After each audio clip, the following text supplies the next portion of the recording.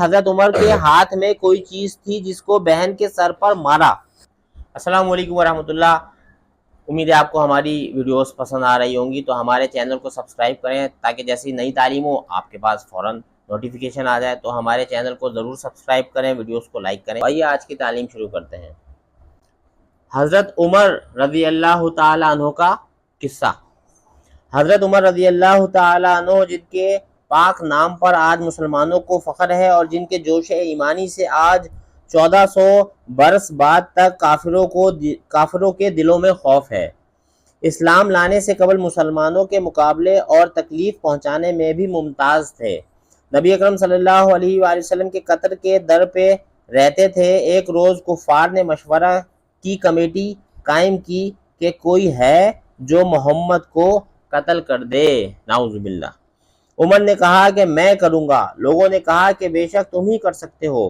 عمر تلوار لٹکائے ہوئے اٹھے اور چل دیے۔ اسی فکر میں جا رہے تھے کہ ایک صاحب قبیلہ زہرہ کے، جن کا نام حضرت سعد بن ابی وقاص رضی اللہ تعالی عنہ ہے اور بعضوں نے اور صاحب لکھے ہیں، ان کو ملے۔ انہوں نے پوچھا کہ عمر کہاں جا رہے ہو؟ کہنے لگے کہ محمد صلی اللہ علیہ وآلہ وسلم کے قتل کی فکر میں ہوں، نعوذ باللہ۔ سعد نے کہا بنو ہاشم اور بنو زہرہ اور بنو عبد مناف سے کیسے مطمئن ہو گئے؟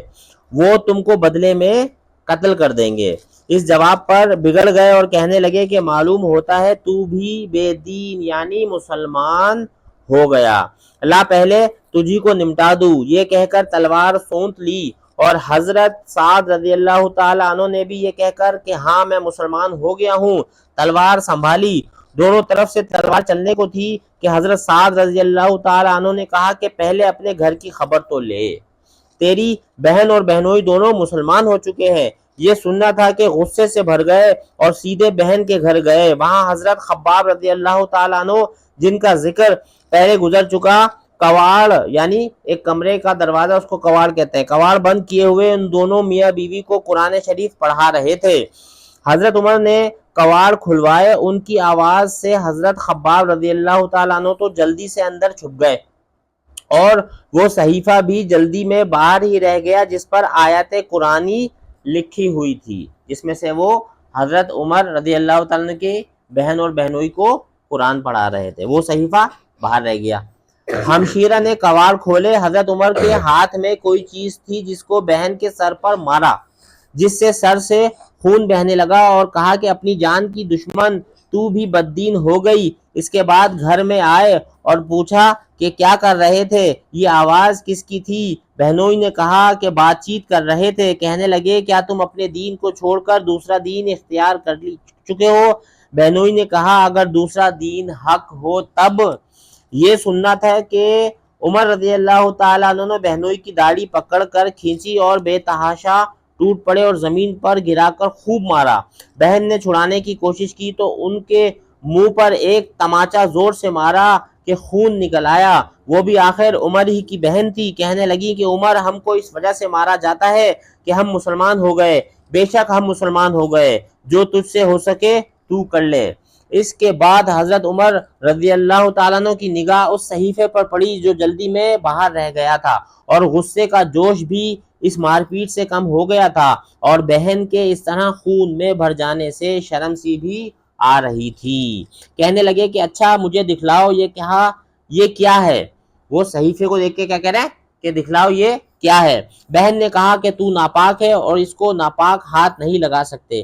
ہر بار ہر چند اصرار کیا مگر وہ بے وضو اور غسل کے دینے کو تیار نہ ہوئی۔ حضرت عمر نے غسل کیا اور اس کو لے کر پڑھا۔ اس میں سورہ طٰہٰ لکھی ہوئی تھی۔ اس کو پڑھنا شروع کیا اور اس سورت کے ایک ٹکڑے پر پہنچے، وہاں تک پڑھا کہ حالت ہی بدل گئی۔ کس کی حالت بدل گئی؟ حضرت عمر رضی اللہ عنہ کی۔ کہنے لگے کہ اچھا مجھے بھی محمد صلی اللہ علیہ وسلم کی خدمت میں لے چلو۔ یہ الفاظ سن کر حضرت خباب رضی اللہ تعالیٰ عنہ اندر سے نکلے اور کہا کہ اے عمر، تجھے خوشخبری دیتا ہوں کہ کل شب پنجشنبہ میں حضور اقدس صلی اللہ علیہ وسلم نے دعا مانگی تھی کہ یا اللہ، عمر اور ابو جہل میں تجھے جو زیادہ پسند ہو اسے اسلام کی قوت عطا فرما۔ یہ دونوں قوت میں مشہور تھے۔ معلوم ہوتا ہے کہ حضور صلی اللہ علیہ وسلم کی دعا، حضور صلی اللہ علیہ وسلم کی دعا تمہارے حق میں قبول ہو گئی۔ اس کے بعد حضور صلی اللہ علیہ وسلم کی خدمت میں حاضر ہوئے اور جمعے کی صبح کو مسلمان ہوئے۔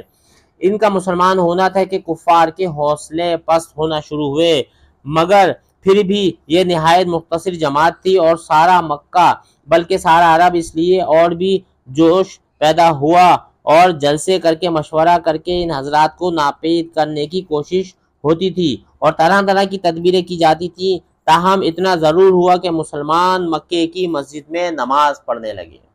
مسلمان حضرت عمر رضی اللہ تعالیٰ عنہ کے اسلام لانے کے بعد مکے کی مسجد میں نماز پڑھنے لگے۔ حضرت عبداللہ بن مسعود رضی اللہ تعالیٰ عنہ فرماتے ہیں کہ عمر رضی اللہ تعالیٰ عنہ کا اسلام لانا مسلمانوں کی فتح تھی، اور ان کی ہجرت مسلمانوں کی مدد تھی، اور ان کی خلافت رحمت تھی۔ اللہ پاک ہم سب کو بھی ایسے ہی جوش اور جذبہ عطا فرمائے۔ سبحان ربک رب العزت عما یصفون وسلام علی المرسلین والحمد للہ رب العالمین۔ امید کرتا ہوں کہ آپ کو ہماری ویڈیوز پسند آ رہی ہوں گی، تو آپ مزید ویڈیوز کے لیے چینل سبسکرائب کریں، لائک کریں اور ہمیں فالو کریں۔